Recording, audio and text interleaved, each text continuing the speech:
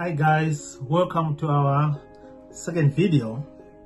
My name is Gibbs and the queen of the house is... I'm Amelia. How's everybody? And we are the Kanyongos. Yes. So again, as we promised, I will be giving you regular updates in terms of the progress. So from the 5th of October, today is 17 October, I see progress of works, and I think we are within the schedule of works.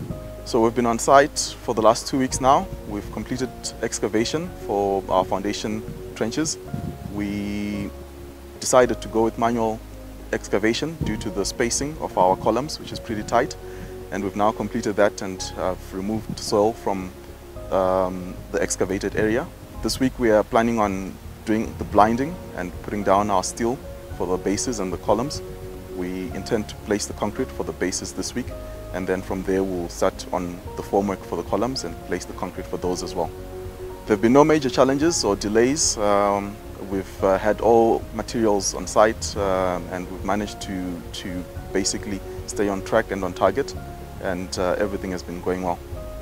And so of course not much has happened, but they have completed the digging up the columns, and the engineer has come and inspected the progress and given them the go-ahead. So the next stage will be for them to start the pouring of the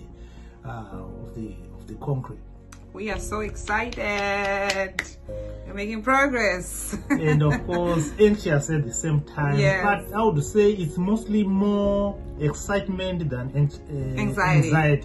So yeah, and of course we thought to give you kind of, because we received a few questions about you know, the process and things like that, so we thought, like, you know, we can share some of the things we encountered during the process from the beginning to where we are at this point. Yeah, so what we did is, you know, once we decided that we wanted to build a home in Zimbabwe, he did all the research. I was working, so I couldn't do it. But, you know, we did a lot of research. There's a lot of properties online, actually. You know, if you look online, classified Zimbabwe, the Herald, there's lots and lots of properties online. And property.co.zw.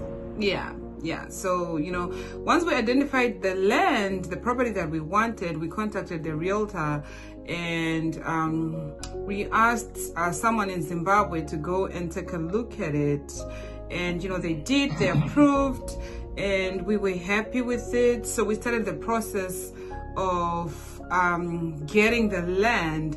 But the most important thing that, you know, you all can take from this is, don't pay someone until you have the title deeds. So that was what we worked with the realtor. Yes, and even before that, after you identify the property, they are gonna draft what is known as the promise of sale.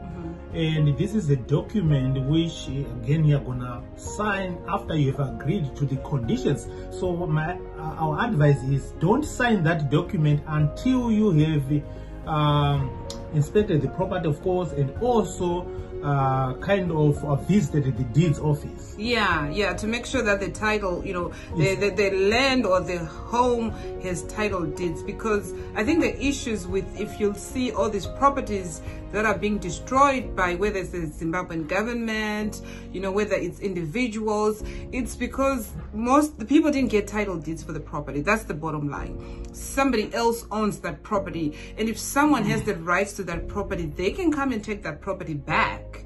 You know, as sad and as bad as it is, do your due diligence. Make sure you get title deeds. Yeah, because they always say, if the titles are not there, or if the property is not registered, then it doesn't exist. Whoever holds that, you might pay money, but for as long as you don't have those title deeds, you don't own the property. So make sure before you sign that promise of sale, you verify that this property is registered at the deeds office, or maybe if not the deeds office, some properties are under cessation, others are under, you know, some the developer, things like that. You know, you verify site plan, site map of the area in which you are buying the property. Visit even the Surveyor General's office.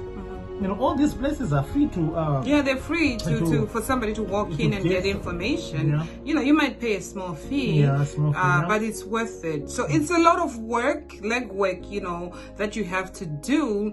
But also at the same time, you're getting a property that is going to be okay with no issues, down the road.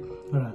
Yeah. So once you are satisfied that the deeds are clean, then you go on to sign the promise of sale, which will outline the conditions, the payment conditions, and all those things.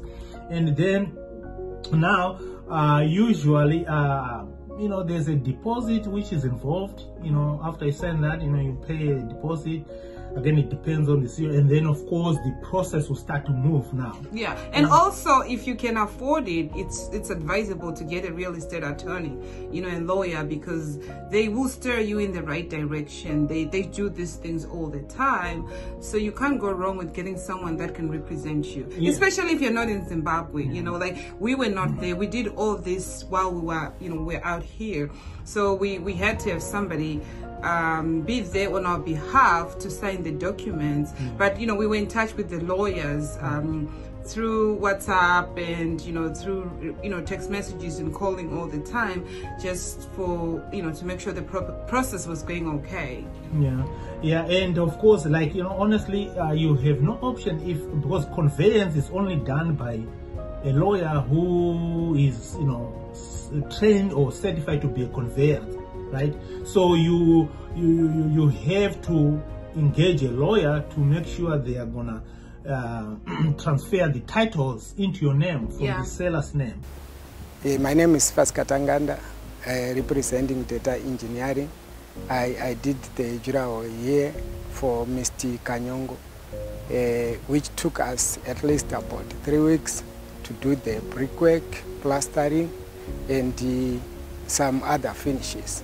We were so happy with the work that we did here, because the juror, the design, it was of its kind here in the place, and people are marveling the juror.